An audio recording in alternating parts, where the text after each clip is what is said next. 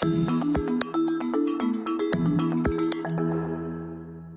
one of the other dominant discourses that you talk about in your book is the idea of the charismatic teacher, and one particularly that comes from TV and movies and films. And I think when people think about a good teacher, they often think back to their own education experience and a good teacher that they had when they were at school. So tell us a little bit about that particular discourse. Yes, I think you're right. I mean, we often look back and, we remember a teacher who has, so to speak, touched us in some way. The very fact that we remember them, I think, is significant. What do we remember them for is another matter. But I think this idea of the charismatic teacher, which it is very popular in film and television depictions of teachers, and we are, I think, encouraged to side with or to identify with such a teacher or feel some kind of sympathy or empathy with them. Often these teachers are people who are not just charismatic. I mean, being charismatic, of course, they just have to come into the classroom and they don't need so much to be well prepared. They don't need to be drafting detailed lesson plans and so on and so forth. They just need to come into the classroom and somehow infect the class with their own enthusiasm. I suppose one of the classic film is the Michelle Pfeiffer film, Dangerous Minds. And Michelle Pfeiffer plays this. It's based on a true story, actually, although I don't know how much it's changed in translation. But the Michelle Pfeiffer character comes in to a class of students from a very deprived background, sort of underachievers, people who are being written off. And miraculously, she turns them round and they all start doing very well in mathematics and so on. And she connects with them. Her skill is that she knows karate, for example. So she comes in and, the fact that she knows karate is one way in which she can then form a relationship with the children who think, oh yeah, she's not just one of them, she's one of us too. There are various other ways in which she tries to identify with the students, and they identify with her, and they all do well through this identification. And I think one of the things we learn from these films is that there is a kind of enthusiasm or interest in generally in public perception of teachers for such a kind of teacher. That there is a recognition that teaching isn't just about developing certain skills, competencies, techniques, strategies, and so on. That something else is required. But I also think these depictions can be quite dangerous and unhelpful.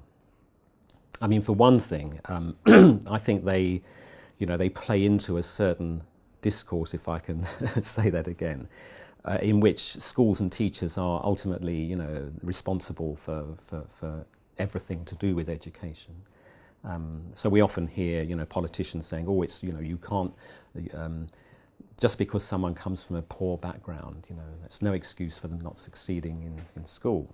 Which is all very well, but I think we all know as teachers that the person's social economic background does impact very much on what they do in school, and we can only do as much as we can as teachers in schools. Of course, we try hard, to make sure that everybody achieves well, but we do recognise that there are issues in society that we alone cannot solve, cannot sort out. And I think it's it's an easy sort of cop-out for politicians who then don't have to worry about changing the system. When you hear, for example, saying, somebody from a poor background has as much right to go to Oxbridge as someone from a wealthy background, my immediate response is, well, why do we have poor people? Why do we have this situation? Why do we tolerate in this country, having people who are very poor? And today I'm reading today about how the gap between rich and poor is widening, continuing to widen. So I think there is a problem that that this discourse kind of supports an idea that anything that's wrong in society can be sorted out, you know, if you just have the right kind of sort of charismatic, and these charismatic teachers are also often depicted as sort of saviour teachers. You know, they come along and they rescue deprived children, you know, and everyone sort of starts crying with joy, you know, to see these children from poor backgrounds. And you kind of forget, perhaps, in all of this, that you know, there are plenty of, you know, poor people to cry about instead. So yeah, we can learn things, but I think the other problem is that you know, you talked about remembering teachers, you know, from our own school days, and we all do. I mean, I do the same as other people. The good, what for me, ones which what teachers I thought were good and teachers I thought were not good. I think the problem, though, is that, especially perhaps for beginning teachers who are learning to become teachers, is that it's seldom a good idea to try and emulate, you know, good teachers that you remember, or to try and emulate them, because, you know, we are all different, and it doesn't really work. And again, so again, you'll get a situation in which a student teacher tries to become the teacher that they remember, and it doesn't work.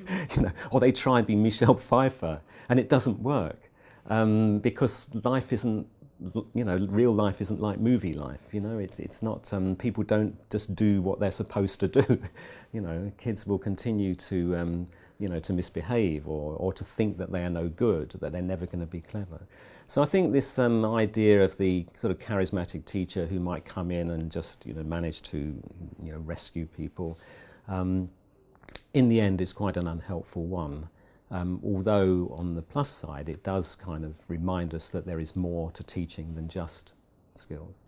Rather than charisma, I always encourage students to think more about developing their communication skills. You know, that and to just to show students that they are understanding, that they treat them fairly, and not to try and be this kind of charismatic figure who comes in. And really goes back to this idea of focusing on your teaching and the learning that's taking place. You know, I think at the end of every day and every week, every term, the questions we should be asking ourselves are not how did I do, how was I, but what do I think of my students' learning? How, you know, am I happy? Do I think they're learning as I want them to be learning? If not, what might I do about it? And the charismatic discourse, I think it does place too much emphasis again on the who am I, you know, what am I, and it can, you know, and it encourages a sort of introversion, which I think is not very helpful. Too much emphasis on one's own performance rather than on, you know, what the job actually is about.